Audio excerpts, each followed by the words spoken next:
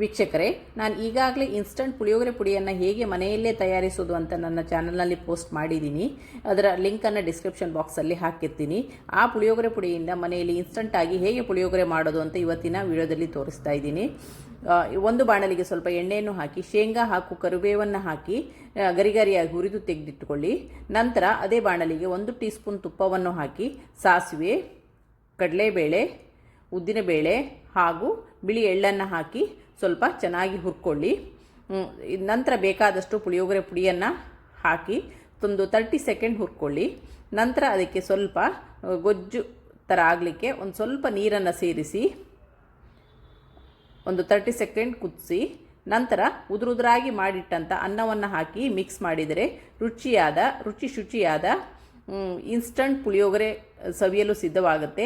ಇದು ಬ್ಯಾಚುಲರ್ಸ್ಗೆಲ್ಲ ತುಂಬಾ ಒಂದು ಉಪಯುಕ್ತವಾದ ರೆಸಿಪಿ. ನಂತರ ನಾವು ಈಗಾಗಲೇ ಹುರಿದೆಯನ್ನು ಇಟ್ಕೊಂಡಿದ್ದೀವಿ. ಆ ಶೇಂಗಾ ಮತ್ತು ಕರಿಬೇವನ್ನು ಮೇಲುಗಡೆ ಉದುರಿಸಿ ಸರ್ವ್ ಮಾಡಿದರೆ ಶುಚಿಯಾದ ಪುಳಿಯೋಗರೆ ಸವಿಯಲು ಸಿದ್ಧವಾಗುತ್ತೆ. Thanks for watching.